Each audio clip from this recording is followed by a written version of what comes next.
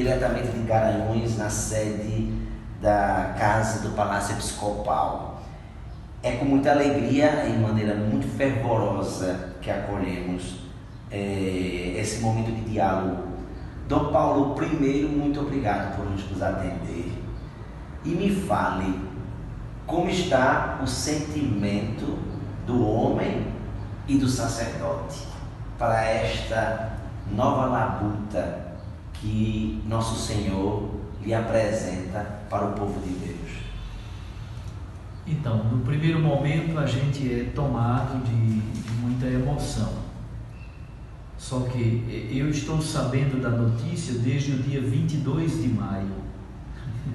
Então eu estava em Brasília, na reunião do CONCEP, Conselho de Pastoral da CNBB, e durante aqueles dias o Núncio Apostólico me telefonou e perguntou se poderia fazer uma chamada de vídeo.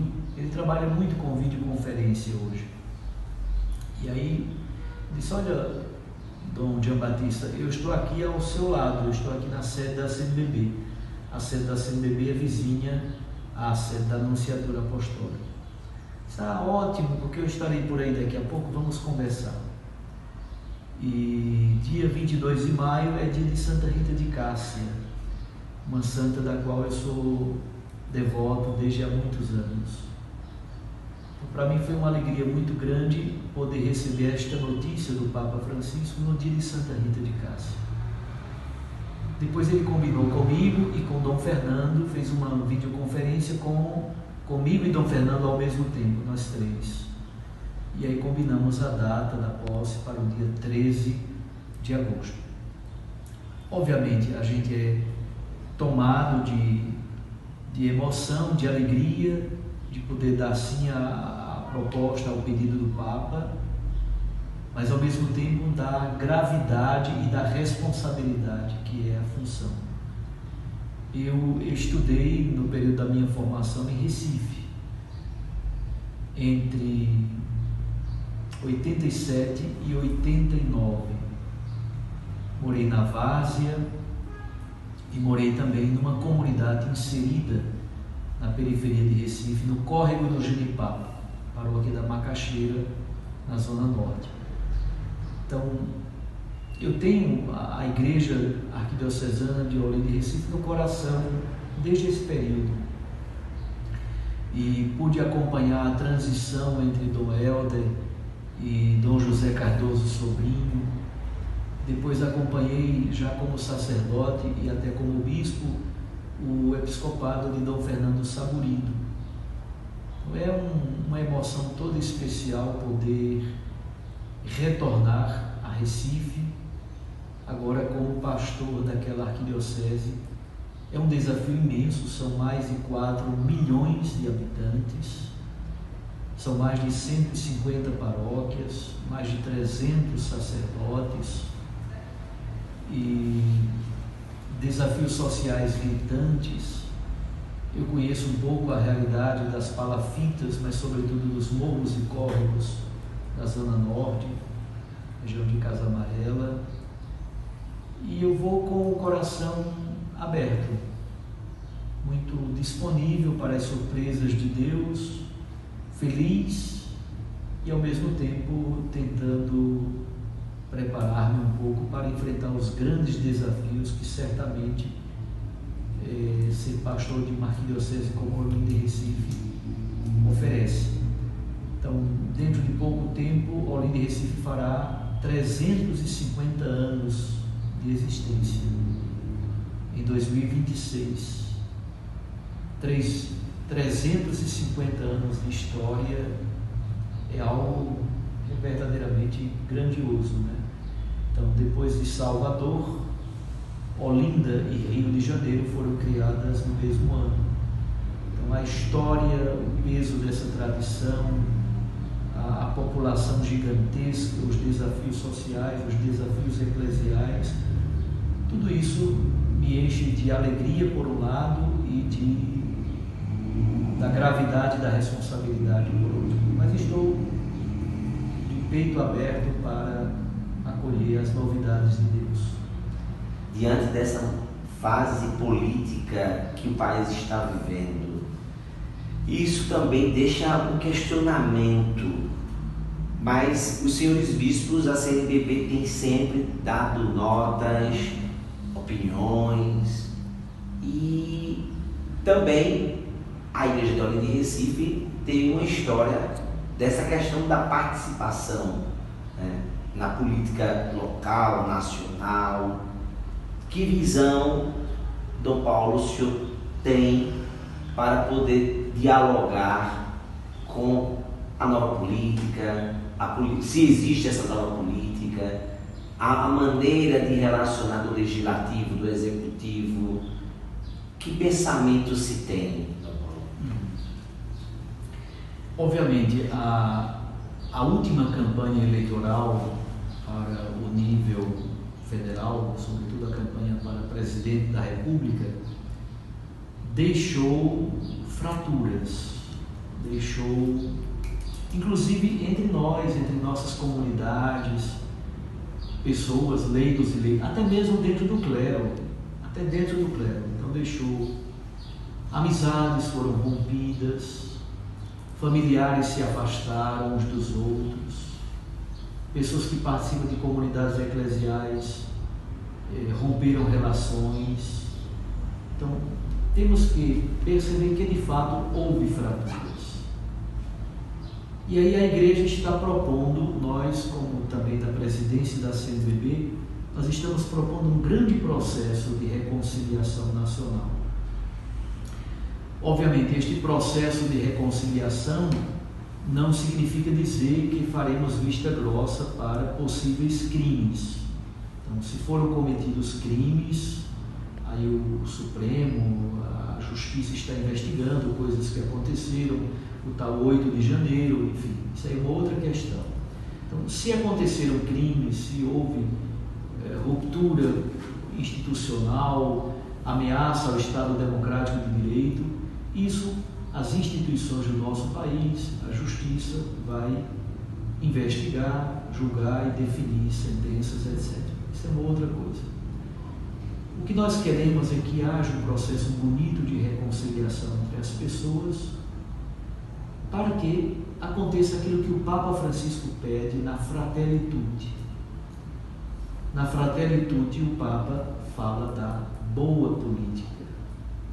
Existe uma boa política, existe uma política boa, que é a política que se preocupa com os grandes valores evangélicos, sobretudo o valor da justiça, da superação da desigualdade social. Eu digo assim com um pouco de tristeza, eu morei no córrego do Genipapo 2 anos, entre 88 e 89. Mais ou menos 30 anos depois eu voltei ao córrego do Genipapo. Eu encontrei o mesmo esgoto a céu aberto na frente da capela. O mesmo esgoto a céu aberto, 30 anos depois, estava lá. As mesmas lonas pretas nos morros, que você sabe melhor do que eu, quando chove, alguns querem vir de ladeira abaixo. As mesmas problemáticas de lixo na rua, de calçamento estragado, de ônibus velho que não funciona adequadamente. Aquelas mesmas realidades que eu vivi entre 88 e 89, eu encontrei 30 anos depois. Isso é inadmissível. É um sinal claro de que a política com P maiúsculo precisa ser revista, precisa ser refeita, para que os cidadãos e cidadãs, inclusive por causa da fé,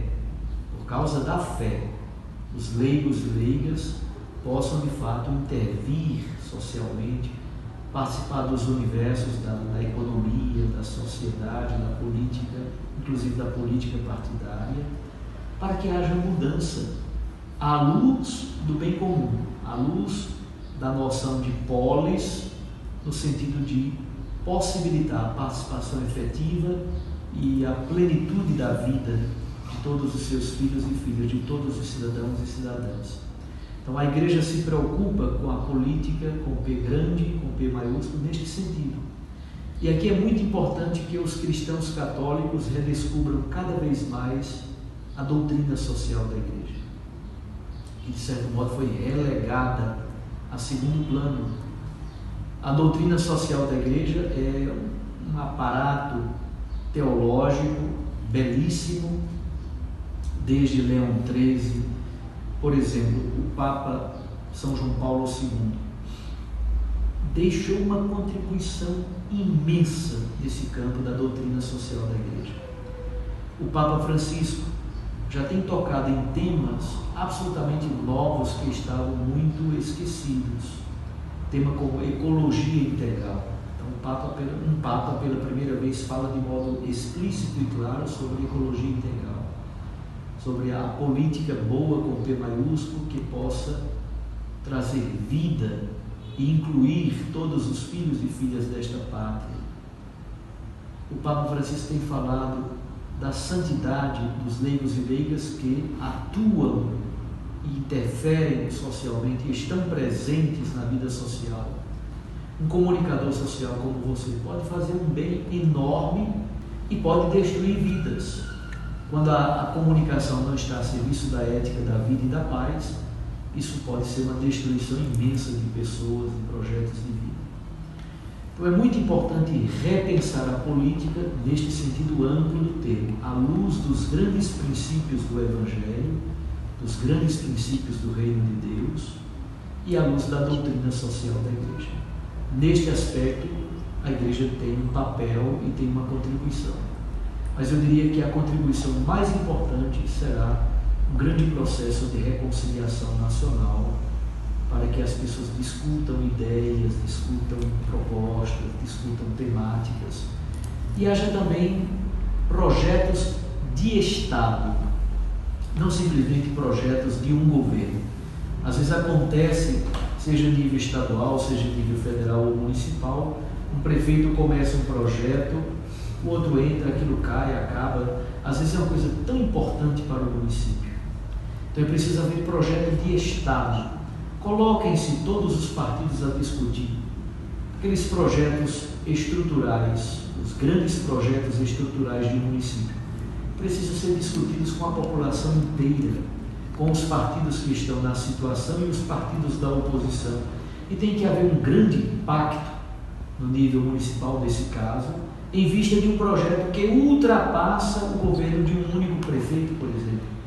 Pode ser que não termine os 4 anos, entre pelos próximos 4, pode ser que precise por mais tempo. Os países sérios do mundo pensam em médio e longo prazo os projetos e envolvem partidos de oposição e de situação, envolvem a sociedade civil, e aqui há um grande pacto municipal, estadual ou federativo, e a partir desse pacto o projeto vai adiante, ultrapassando 4 anos de governo. Temos que pensar o país no nível mais amplo e em médio e longo prazo, não simplesmente projetos miúdos, rasteiros e pequenos, que sejam meramente projetos de uma gestão, digamos. Os grandes projetos estruturais ultrapassam uma gestão e devem ser projetos do Estado, de Estado, e não simplesmente de um governo fruto de uma conjuntura momentânea. Depois aquele governo passa, mas um projeto de sociedade, um projeto de transformação estrutural de uma comunidade, isso deve permanecer e até ultrapassar as fronteiras do mero governo. Uma coisa que está tomando conta nas vias de evangelização é a comunicação. Eu já acompanhei vários vídeos do senhor, que o senhor sempre, todo dia, em uma lista de transmissão, eu acredito, que o senhor envia mensagem do Evangelho do dia, o senhor tem essa facilidade de trabalhar a comunicação. E muitas paróquias já estão com, quase todas têm PASCOM.